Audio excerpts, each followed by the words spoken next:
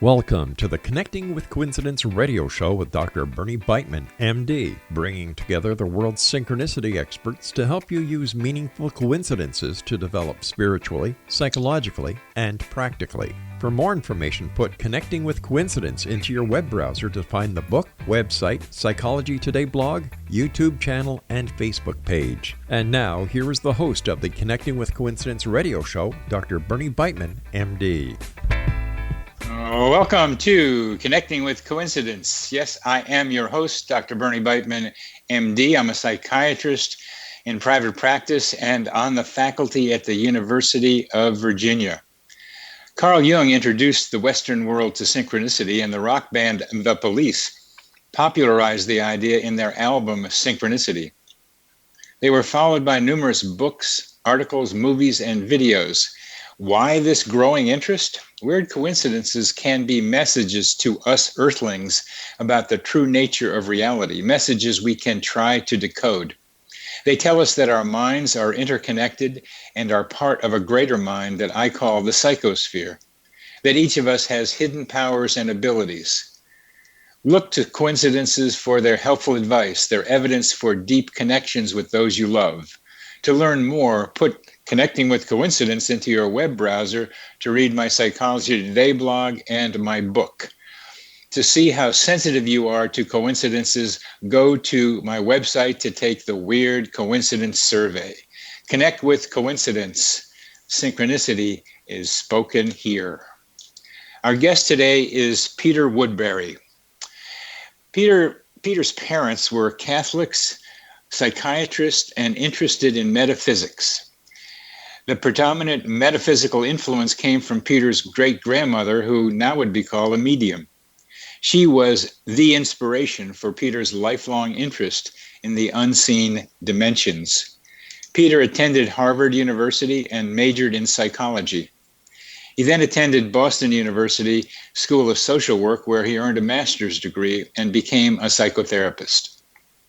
Peter learned about Edgar Cayce while in college, became more involved after graduate school, and after 15 years moved to Virginia Beach to become part of the Edgar Cayce organization, the Association for Research and Enlightenment.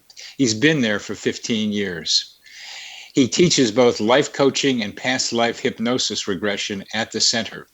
Next year, he will be teaching in China and Australia. Peter is one of the world's most prolific past life regressionists, having conducted close to 5,000 regressions, about 350 a year. He leads individuals beyond the veil to experience the soul realms where an individual can experience a past life regression, but also much, much more. Peter, welcome to the show. Thank you. Thanks for having me. Glad to have you, Peter. I've visited ARE a couple of times and in Virginia Beach, and one of the striking things to me is to walk into that environment and begin to see lots of coincidences. It seems to be a synchronicity-rich environment. And unlike a lot of other places that study dreams, synchronicity was thought of somewhat the same way as dreams. People would analyze their coincidences similarly to the way they would analyze their dreams, which I think is the right way to do it, because there's an old song, row, row, row your boat gently down the stream, merrily, merrily, merrily, merrily, life is but a dream. Life is but a dream sometimes, and I think you know that very well. Yes, I would agree. I think that the symbols that appear to us in everyday life are oftentimes be interpreted the way you would a dream symbol. How did you get involved with synchronicity?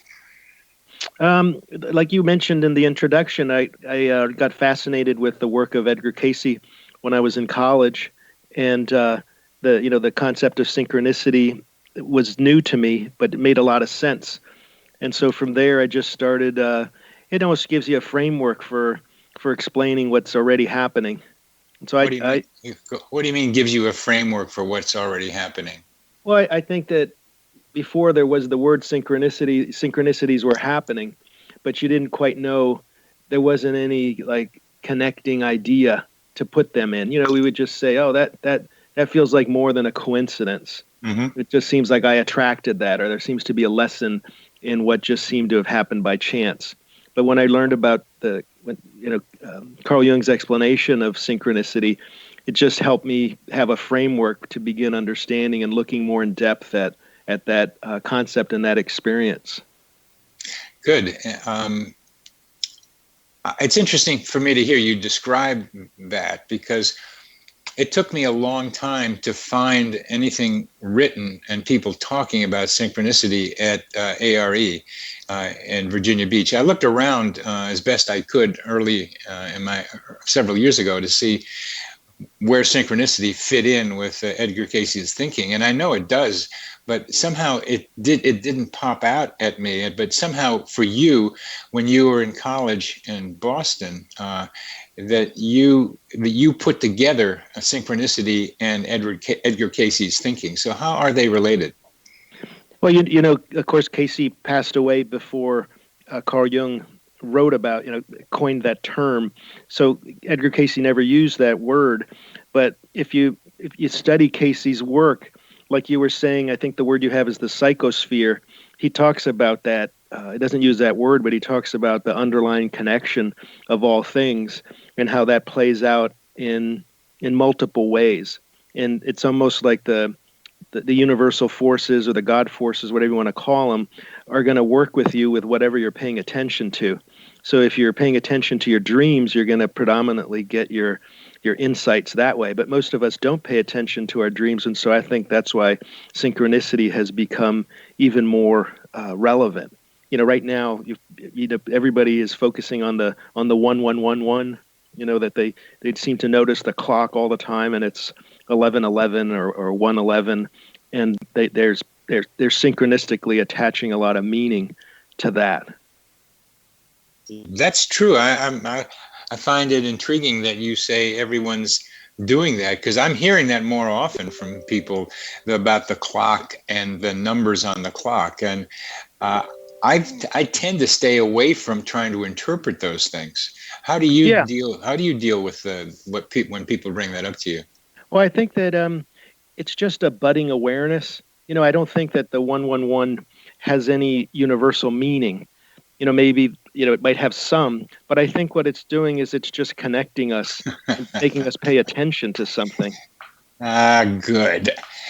Because when I think about the basic usefulnesses of coincidences, one of the first ones is they capture your attention, so you'll pay attention to them. And for people talking to me about what does it mean about the 4 ones, the 1111s, or any other number, I can say they're trying to be able to tell you that there's something to be paying attention to. But at the second level of this, a friend of mine has been noticing that numbers on the clock, not just the ones, but other ones that have been important to him.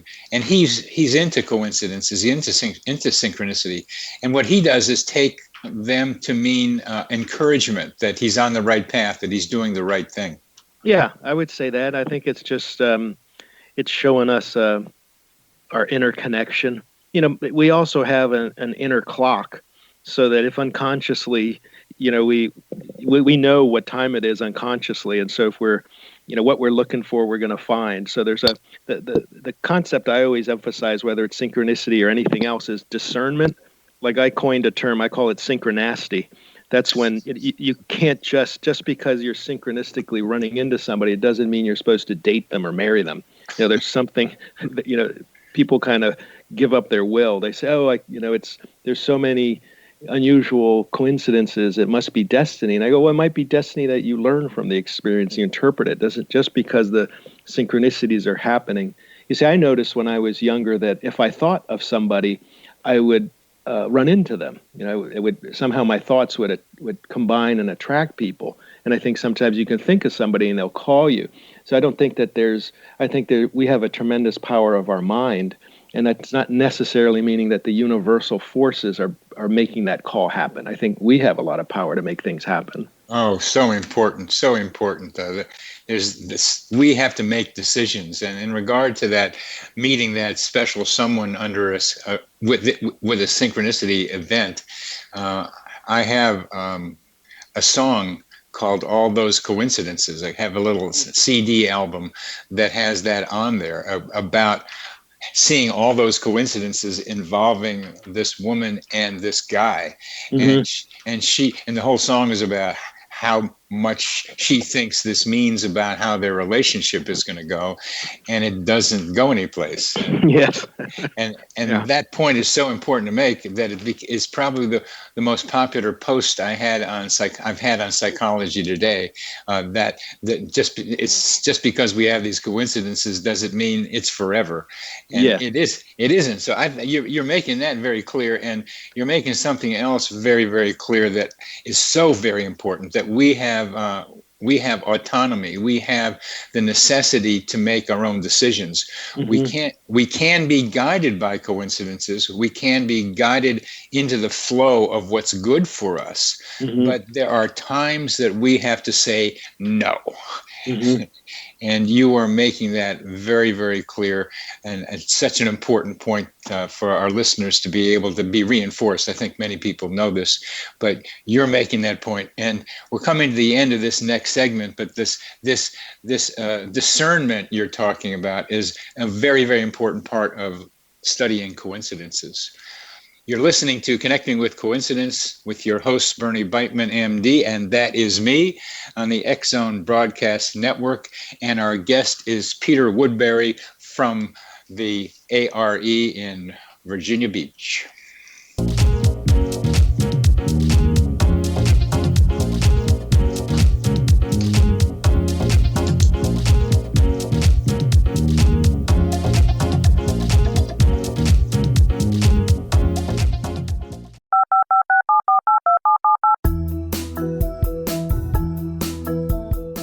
Did you know that when you're on the road with limited data or Wi-Fi, you can still listen to the X-Zone Radio Show with Rob McConnell, The Science of Magic with Gwilda Wiyaka, X-1, Dimension X, Space Patrol, and every minute of the X-Zone Broadcast Network by calling 213-401-0080, courtesy of Audio Now. No smartphone, app, or internet needed. It saves your data plan, and it's free if you have unlimited minutes. Call 213-401-0080 to listen on any phone, anytime, anywhere. Remember 213-401-0080 for the best of the paranormal, parapsychology, and sci-fi radio programming anywhere, 24/7, 365.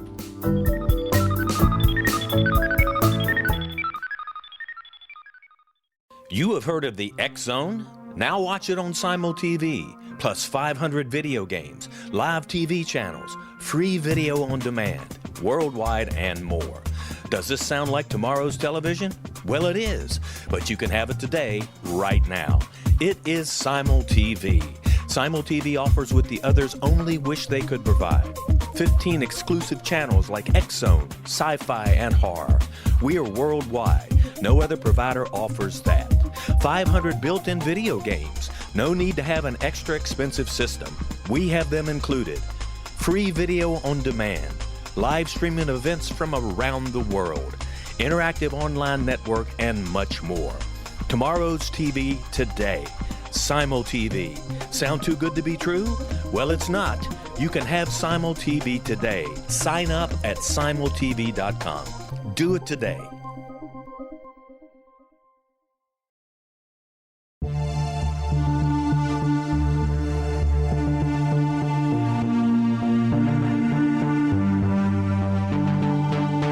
We live in rapidly shifting times of extreme volatility and uncertainty. Such profound change brings a unique opportunity for the evolution of consciousness. I'm Gwilda Wiyaka, host of Mission Evolution Radio Show, a program that explores the latest scientific developments and deepening spiritual truths supporting human evolution.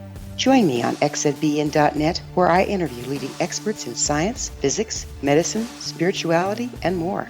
By applying divergent viewpoints to leading-edge topics, we uncover expansive and evolutionary truth to assist you on your path to enlightenment. More information and past episodes are available at missionevolution.org.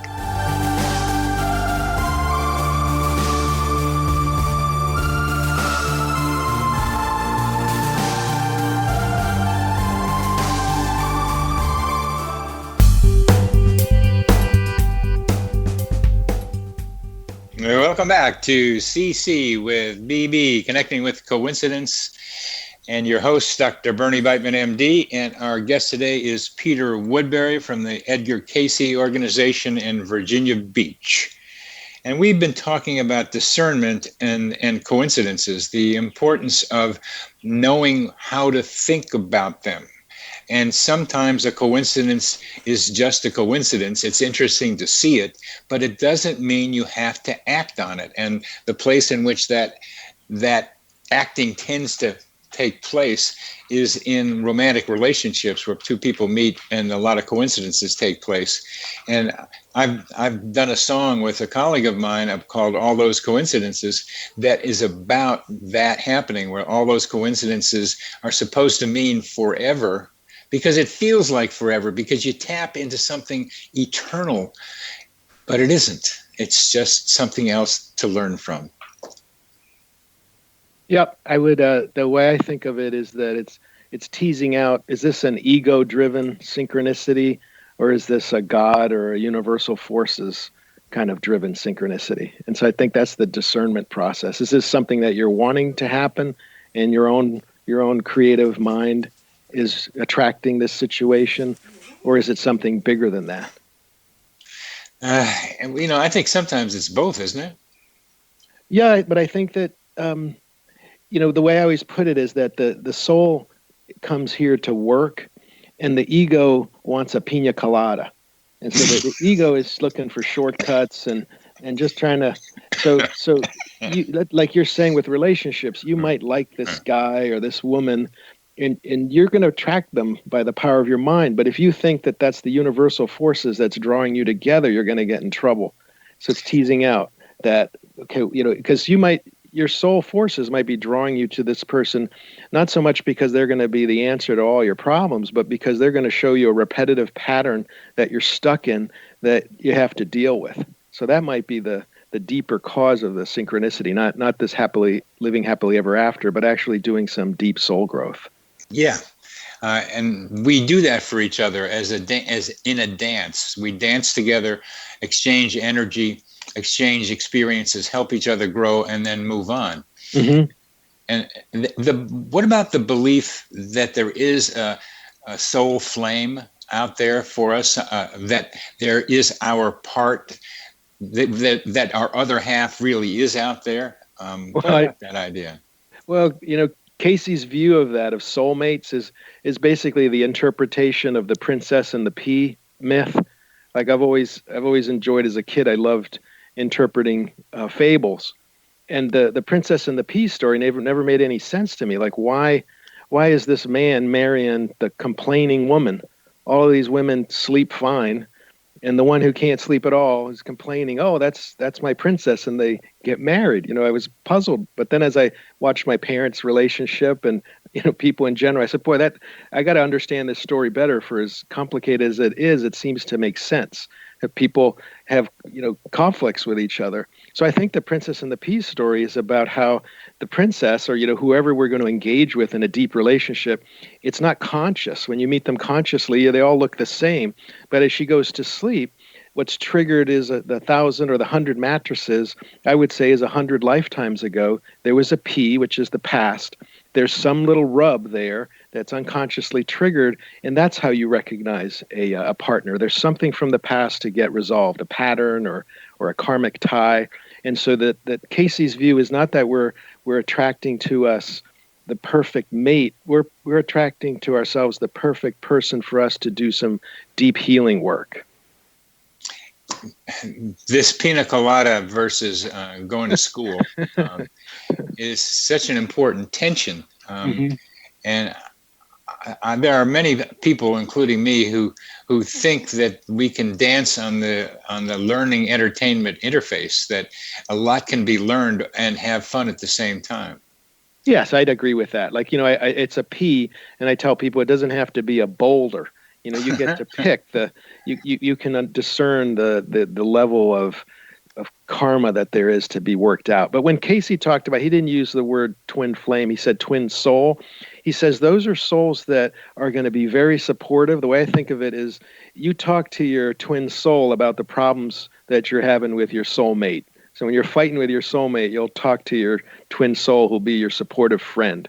So Cayce says oftentimes they're in family relationships. So it's almost like there's an incest taboo that blocks you from having a deeper relationship with your twin soul, because you'd be very attracted to them otherwise, and there's not the soul growth that's there with that individual. That distinction between friend and romantic, yeah, it's really important to be able to make that distinction between friend and romantic person. There's something special about the Virginia Beach location. There's something that you feel, that people feel, that Edgar Cayce felt in going there. So we don't pay that much attention to geography and the way the land and certainly the vegetation and other aspects of the geology and geography influence us. But it's very important. Our geography influences how we think and how we behave. What is it about that Virginia Beach location that's so special? Well, Edgar Cayce built the hospital there. It was the advice from his trance readings, and there was basically 3 reasons that it was good to build a hospital there. One of them, as you were mentioning, is because as a psychic person, I think it was because it was being near the ocean, the salt in the air. Like I know that my great-grandmother that you alluded, I think the islands, England and the Caribbean, they have many psychics. So I think the ocean, salt air somehow enhances a psychic's ability. And so that's why Edgar Cayce said that would be one reason it would be good to be there. The other was that he was originally here building a hospital, and the reading said that the sand was high in gold and radium, and if people would do a sand pack, kind of take a swim and then cover themselves in the sand, that the sand had very profound healing attributes. And then the third reason that you're also alluding to is he didn't use the word vortex, but he alluded to a kind of an energy that is in this area that in a way I think it amplifies. It's an enhancer of what you're working on. And so if you're working with what he calls ideals, if you're working with spiritual development, it'll enhance that. But it also, I think it kind of amplifies whatever you're going towards. And so if you're working on a material level, it'll more quickly take you towards the results of that. And so I find that it's a very powerful energy for good and for sometimes for challenging, for challenges. Well, I had both. I had 2 visits in the last 6 months. Stayed at the same hotel. And the first time I went down there, I walked in and I started talking about something that the person behind the desk and the concierge were talking about. So they laughed about that, and they had been talking for quite a while. So I hit that one right, and they remembered me when I came back the next time. Because I was so happy to be near the ocean. I cried when I went out on the balcony of my room, and just so happy to be there. And the guy just remembered that. So that was a beautiful stay there. It's when I talked with the medical director, Jo, and had a great talk with her. And it was beautiful. Then the next time I stayed there, there was this clanking noise in the bathroom, and the hot water wouldn't work in this shower. And it was fairly bothersome, hard to sleep, and then I wanted to take a shower, and I managed all right, but it was such a different experience from the time before, and I had a great time in some ways there, but then ended up feeling kind of bad when I went home. So there were these 2 very dramatically different for me experiences there, both one very good and one like, why is this happening on the second time? Well, you got an experience of what it's like to live here. It's the sublime and the ridiculous. Wow. What about this telepathy being demonstrated every Saturday at 1:00? What's that about? Well, I think that's it's a little bit of an entertainment sort of thing, but it's to introduce to visitors the concept that telepathy exists, that somehow beyond chance you can discern. If you just open your mind, you can pick these images out. It's using the same symbols that were used at Duke University when they were doing their psychic research. Yeah. And so it's an adaptation of that. And so to kind of help people kind of have a wow experience. What we find is a lot of children, especially, really do well with that activity. Because I think they're not thinking about it; they're just approaching it like a game. And I think that's how a lot of times, the mind kind of blocks our reason and logic have its place, but I think it can block the right brain processing, which I think is connected to the soul self. Yeah, and we're coming to the end of this segment. The vortex, or whatever might be the best description for what goes on in that location, seems to be a place in which people can do what those kids do. They can thin the veil between their minds and what's around them, the psychosphere, as I call it, and move into a space where there is greater access to information and understanding than they can when their minds are more tightly wound and more closed off. And that's kind of like going to the ocean and breathing deeply. You can get in touch there with something that's beyond the regular reality. Now, we've come to the end of this segment. You've been listening to Connecting with Coincidence with your host, Bernie Beitman, MD, on the X Zone Broadcast Network.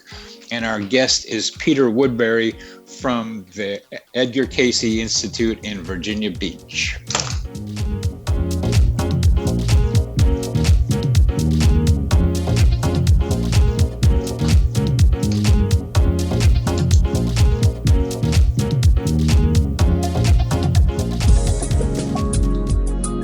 Broadcast studios in Hamilton, Ontario, Canada, to the world and beyond.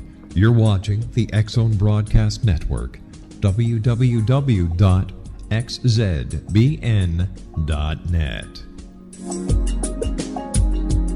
AVS Media. You have heard of the X Zone? Now watch it on Simul TV, plus 500 video games, live TV channels, free video on demand, worldwide, and more. Does this sound like tomorrow's television? Well, it is, but you can have it today, right now. It is Simul TV. Simul TV offers what the others only wish they could provide. 15 exclusive channels like X Zone, sci-fi, and horror. We are worldwide. No other provider offers that. 500 built-in video games. No need to have an extra expensive system. We have them included. Free video on demand. Live streaming events from around the world, interactive online network, and much more. Tomorrow's TV today. Simul TV. Sound too good to be true? Well, it's not. You can have Simul TV today. Sign up at simultv.com. Do it today.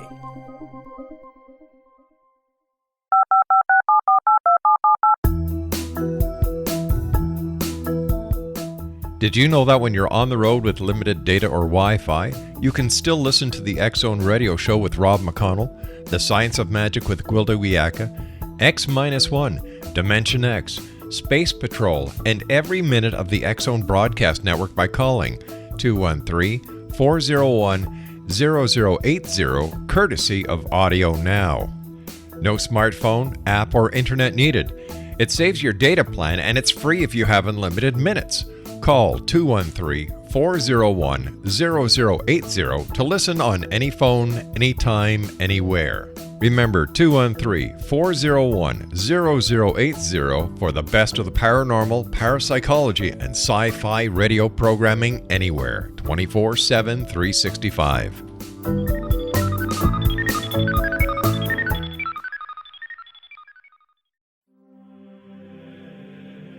Rob McConnell here, presenting an overview for Nicholas Paul Jennings, author of a fascinating book, Amen. It presents facts revealed by Egyptologists, facts that enable us to understand why Amen is the beginning of creation of God. It provides recommendations for religious leaders of the major religions to unify their beliefs and teach the Word of God. Love one another. Amen informs people how mankind conceived God.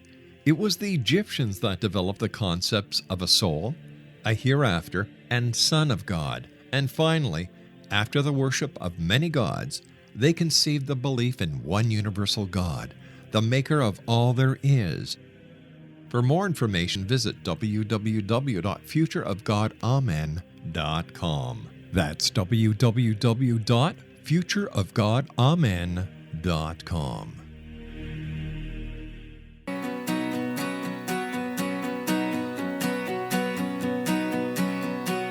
Yes, it's Connecting with Coincidence, the radio show focusing on coincidence, synchronicity, serendipity, and our guest today is Peter Woodbury from the Edgar Cayce ARE in Virginia Beach. You have had a bunch of coincidences in your life, Peter, and I'm particularly interested in ones that happen in Virginia Beach. Why don't you tell us some of your coincidences?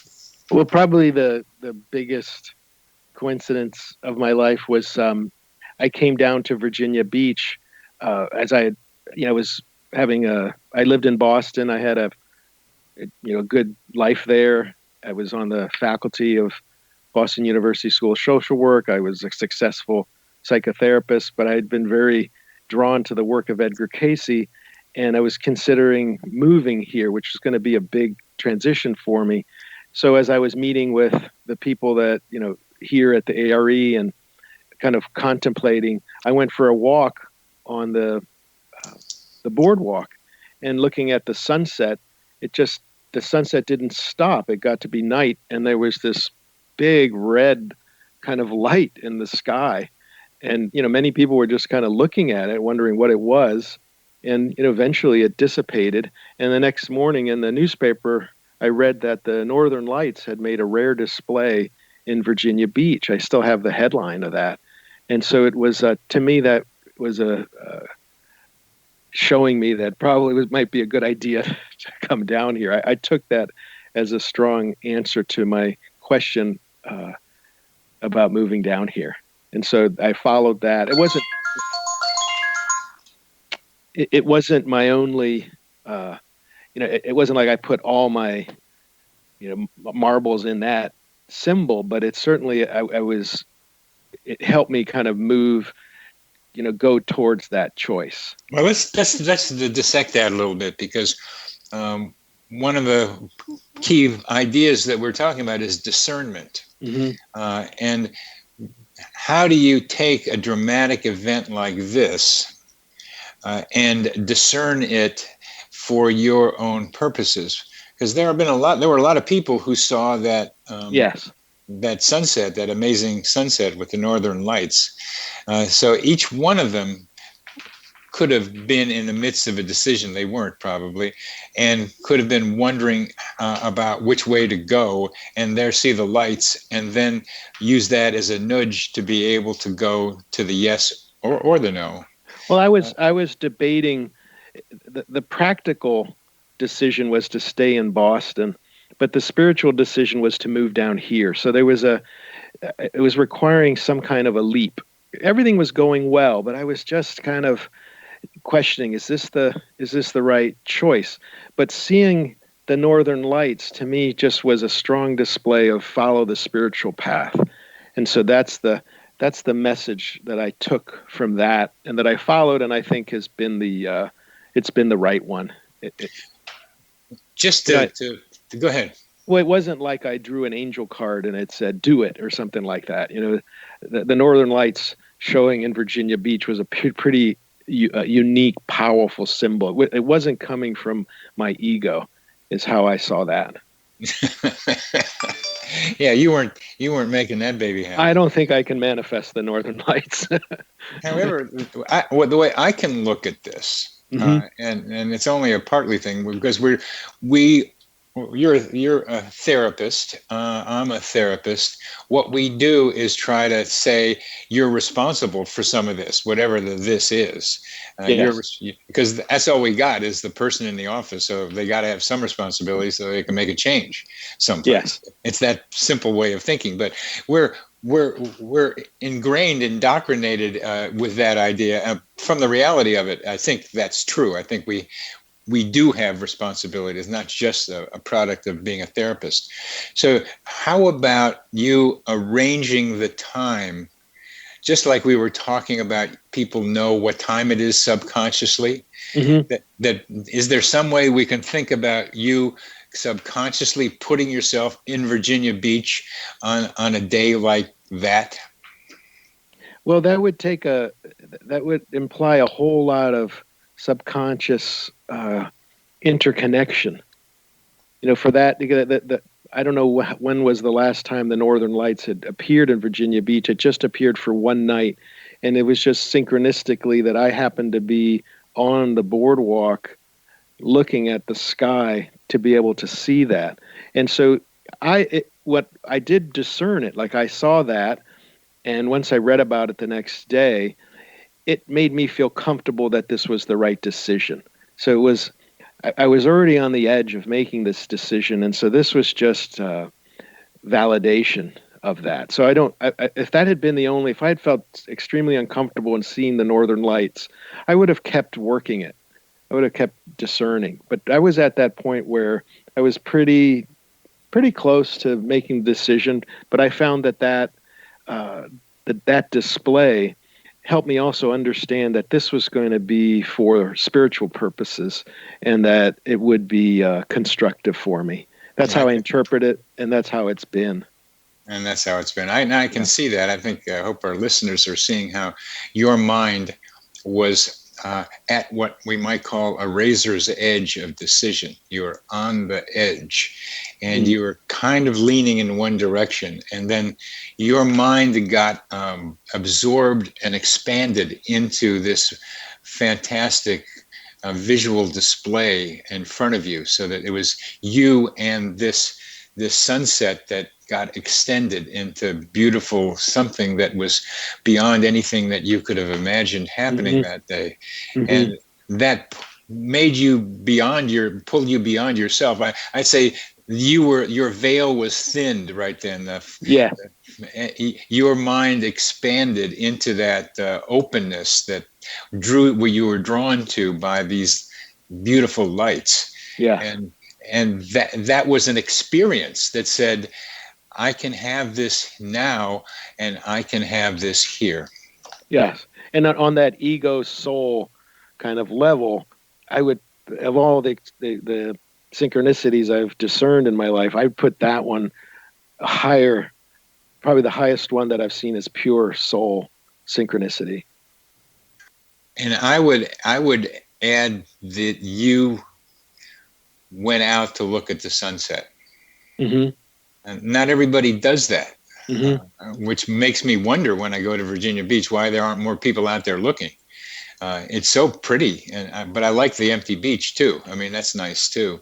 Well, I remember that even with the Northern Lights, a lot of people weren't looking at it. Like, it wasn't, I mean, some people were, but there was a lot of just people ignoring it, just kind of going about talking and walking. There wasn't, it wasn't like a predominant wow experience. Like, I think if the newspapers had said, tomorrow the Northern Lights are going to show in Virginia Beach, the beach would have been packed.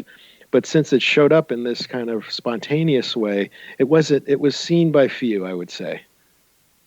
Isn't that a great metaphor for what we're talking about?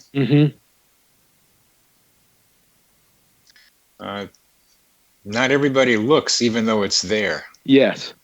I think that's another important element. I think that every day has miracles and curses, and depending on what you're looking for is what you're going to find. You mean if you're looking for curses, if you're not looking for curses, you're not going to find them? Well, Cayce has a reading where he says a pessimist is rarely disappointed.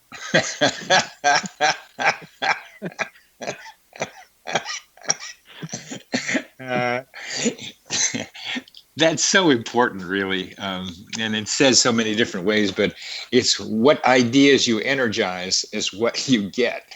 Yes, yeah.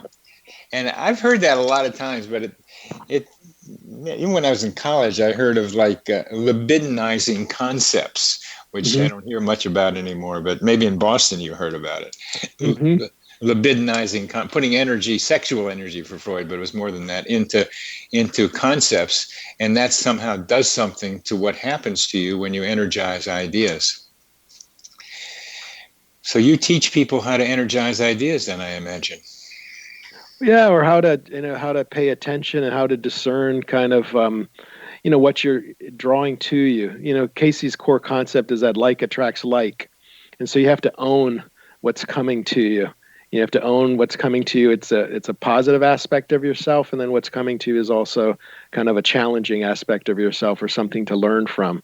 And so I try to move people into the soul consciousness where they just start working, do the work of what we're here to do and do less of the kind of running away that all of us do to a certain extent. But at some point, I think we have to face the patterns in our life and try to work through them.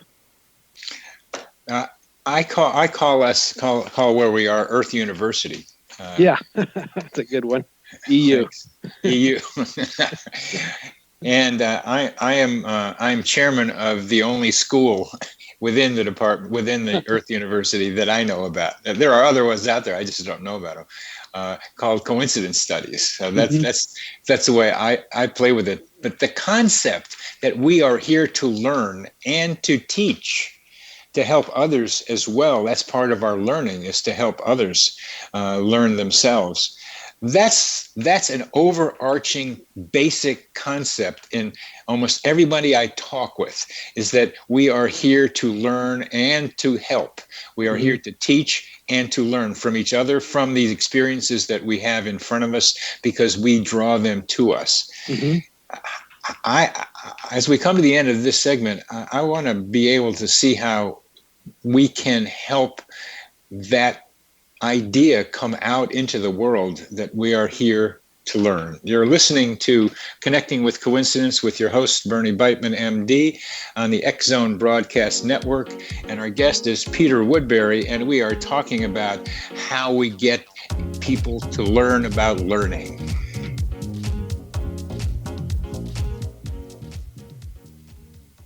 You have heard of the X Zone? Now watch it on Simul TV, plus 500 video games, live TV channels, free video on demand, worldwide, and more. Does this sound like tomorrow's television? Well, it is, but you can have it today, right now. It is Simul TV. Simul TV offers what the others only wish they could provide.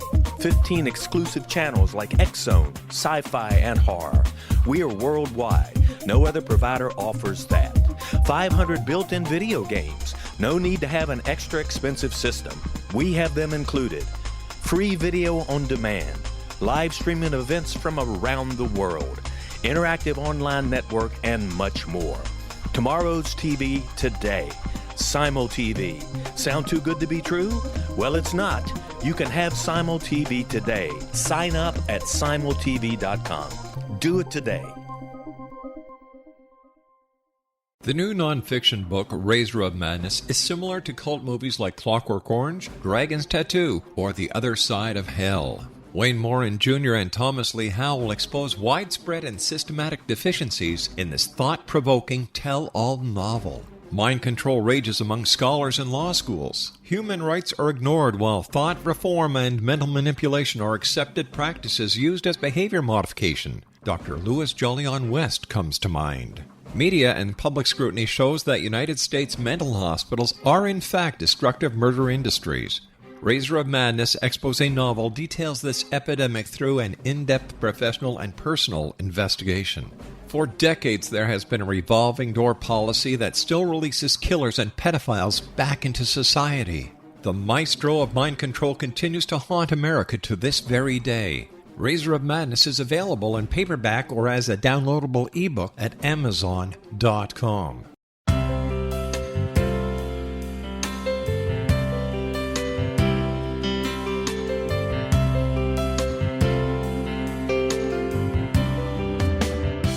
The concept of a new age has been around since the late 19th century, yet much of its original meaning has been lost. What exactly is the new age?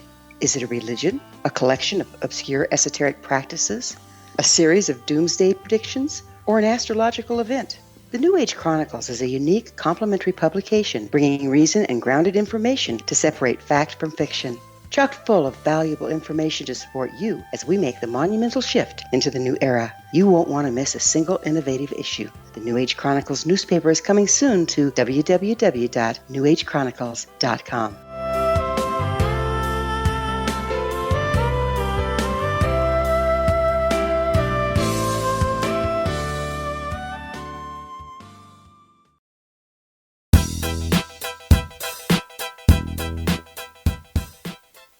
welcome back to CC with BB. We are connecting with coincidences by connecting with Peter Woodbury from the Edgar Cayce ARE in Virginia Beach.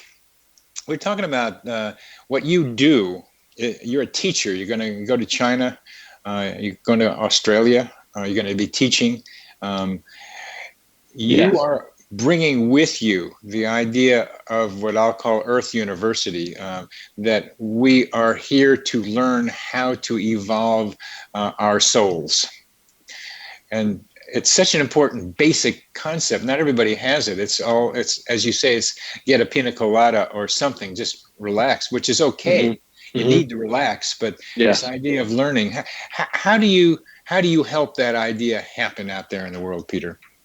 Well, coming to Edgar, to the ARE, and what it introduced to my practice, not just the spiritual work I do, but the clinical work that I do, is the uses of hypnosis. And so, Edgar Cayce did all that he did because he would go into a trance and he could access, much more of himself than his conscious mind. And so through learning hypnosis, I've tried to get people, most of them will try it, to try to reach beyond their conscious mind and begin to access a kind of inner wisdom and discerning. You still have to discern the level of trance, but the way I think of it is that, before birth, we're pure soul consciousness, and then we have to, the soul consciousness is infinite, and then this Earth University is a 3-bedroom apartment, and so you can't fit all of your soul consciousness into the 3-bedroom apartment. So most of it goes into storage, which is we call the subconscious. So I help people move from the 3-bedroom to the 4, 5th, begin to access, ask these questions that they have. And I find that they get profound answers that mean a lot to them. Sometimes it's dream imagery. Sometimes, to me, I'm much more interested in if what they get is useful, whether it's real or not. But that's part of how the work I've begun doing is just introducing people to themselves. Yeah, and that's clinical. You want to be practical. I mean, there's a lot of theoreticians out there that I want to be practical. And one of the practicalities is my attempts to understand the geography of the psychosphere. And what you've described is that sometimes you do a hypnosis or regression with someone who is particularly caught up in a difficult relationship with someone, haven't talked to them for 10 years. Yes. Tell us more about that, and what do you think, and what happens sometimes? Well, the way that I think of it is that, as above, so below. So we have an internet that works right now, and an internet, relatively new kind of invention, but anyone around the world can send you an email and you can contact each other. So it's a kind of a newer, faster way of communication. But I think that on the spiritual level, we also have a kind of connection, like a psychic net, whatever you want to call it. And Edgar Cayce put it that all subconscious minds are connected. So what I find is a relatively common experience is that someone comes in for a consultation and they haven't spoken with a loved one, relative for 5-10 years, for extended period of time. And they've reached out, no answer. They haven't seen their grandchildren or that sort of thing. And so they want to do some past life work, past life regression. They want to try to get some relief or understand this, why this is happening. So we'll have a session, do some subconscious work, and very commonly, a few days later, the person will contact me and say, are you a witch? What happened? This person called me, the person that I wanted to work with you on, haven't heard from in 10 years, and they just gave me a call, and we're trying to arrange, work things out. So to me, that's because what happened is that during the session, they did subconscious work, which the other person connected to. So it's like they sent a deep subconscious email to that person, which they subconsciously received. They opened it. It triggered a feeling, and then they chose to act on it in consciousness. I strongly support the analogy between the, let's call it telepathic subconscious, and the internet. What is I believe that this internet is providing increasingly strong scaffolding for the psychosphere. so that the kind of emailing between minds that you're talking about is being increasingly facilitated by all the clicks that go around the billions of people in the world. Yeah, and I think that synchronicity is oftentimes one of those expressions of that psychic connection that we have with each other and that we have with the universe. Specifically, one of the most common coincidences is to think of a question and without Googling it, just going on the internet and messing around, you come up with the answer for it. That's happening. Oh yeah. That's a connection between our minds and the internet, which is getting so strong. Yes. With people looking at their phones all the time, yes, and doing a lot of clicking, so that our minds are becoming nodes in the vast internet connectivity. Oh, so you think that the internet is actually facilitating that psychic development? Yes, I do. Oh, that's interesting. Yes, I do. It's scaffolding is the term I use, and you can show like certain kinds of brain images and certain kind of social networks, and then also looking at star and constellation and patterns in the up in the sky, that the patterns of connectivity look similar. The meshes of multiple connections look similar. Oh, that's interesting. Yeah, because I've always said that, that the new generation is always, that the older generation always puts down the new generation. They always say they're going to hell in a handbasket. And I always say, so we're seeing a lot of this new generation with the technology and the phones and the gaming. But I've always figured, well, they're going to be different. It's like the older generation doesn't quite understand it, but there's something evolving. And so it's interesting, like you're saying, that can be a very constructive evolution of the brain and the connection it has to the soul realms or the subconscious realms. Yeah, you got it. And I tend to I tend to hang around sometimes with younger people who are much more conversant in talking about energy and telepathy. We must be about the same age, because I always find it an honor when a young person will talk to me. I've gotten so that I can talk with them without having to feel that, because I know what you mean by it. Yeah.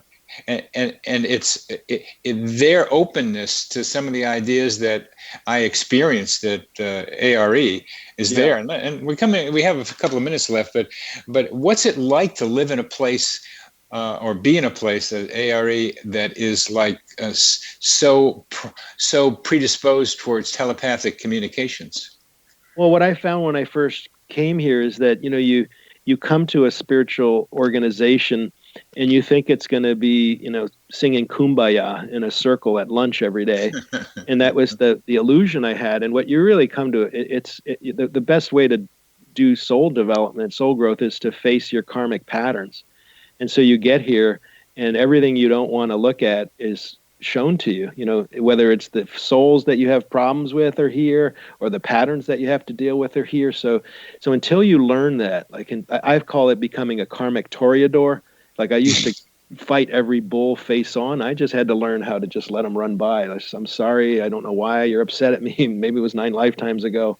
But that's for me, it'll accelerate your spiritual development. But, the spiritual growth doesn't happen easily. Like, patience and kindness in the face of unkindness, that's the humility. These are not easily earned attributes. My trip to Virginia Beach, my second one, first one was delicious with its coincidences. The second one was difficult with the hot water not working and the banging in the bathroom of the hotel I was in. And it was like going from like nirvana to like bang, bang, bang, bang. What are they doing to me here? And that's an ARE experience. Yeah. Okay, we like you. Here's a great time for you. Here's an upgrade in your hotel room for the first time. The second one is I come home and like I'm a mess. I had a very good time doing some dancing down there, but it was like a rough trip, the whole thing. Well, it's And like I used to work at the front desk, and somebody would come up and say, "Oh, I just moved here. I just packed everything in my car. I've always wanted to be here." And then after they'd left, we talked to the person next to each other, and we'd say, "What do you give them? 2 weeks?" And inevitably, 2 weeks later, they're like, "Oh, I can't believe that you gossip and you've got all the problems the world has." And I'm like, "Yeah, and worse." they're exaggerated. Yeah. What about and we only have a minute left, but telepathy, that you can pick up people's ideas more readily in that environment? Since I'm here, I can't really say what it would be different. Like coming here, but I do feel that my own telepathy, whatever psychic abilities have developed. Cayce just said psychic comes from the word psyche, which is the soul. And so the more you become soul conscious, the more you're going to be psychic, what we attribute to psychic ability. So I think the more you meditate, the more you do kind of hypnosis work, the more you just get into that vibration, and that vibration of your soul permeates your ego consciousness. It's almost like you make a lot of inroads into soul consciousness, and your ego consciousness becomes thinner. Very good, very good. Psyche and soul, deeper into the soul, and you start seeing many more coincidences. Our guest today has been Peter Woodbury. You have been listening to Connecting with Coincidence with your host, Bernie Beitman, MD, on the X Zone Broadcast Network.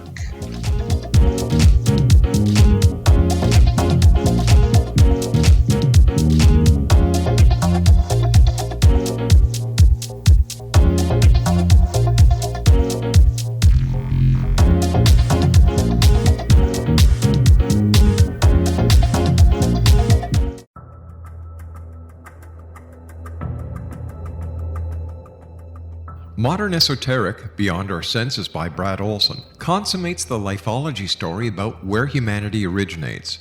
It is the lost continents, the primitive wisdom, the mythos of creation, and the rethinking of ancient history as we are taught in academia. There is much more to the story than what we have been told. As this is the first book in the Esoteric series, Modern Esoteric starts at the beginning of time and accelerates up to this modern age.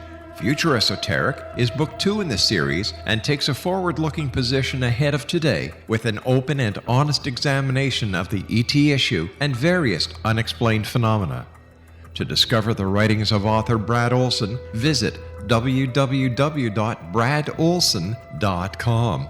That's www.bradolson.com.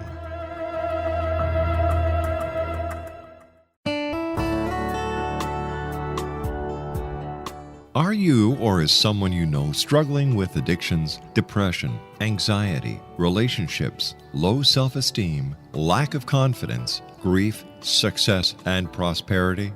Do you know that your subconscious belief plays a big role in the outcome of your hard work?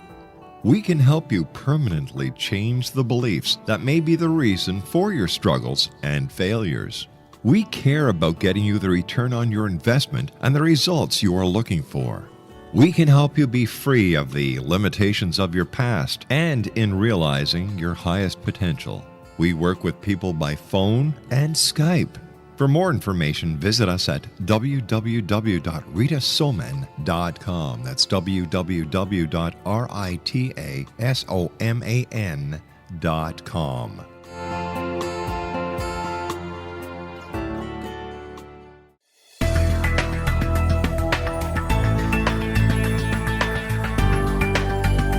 Do you think you have energy problems in your home? Do you feel better when you're away than when you're home? Joey Korn is a global leader in the world of dowsing who specializes in personal energy clearing and space clearing. He can help you create an ideal energy environment in your home no matter where you live in the world. Learn about his remote spiritual house cleaning services and much more at www.dowsers.com. You can get Joey's book, Dowsing, A Path to Enlightenment, as well as other dowsing books and tools, Kabbalah books, and Walter Russell books. Joey's work is really amazing. Go to dowsers.com right now. That's DOWSERS.com or call 1-877-DOWSING. That's 1-877-369-7464.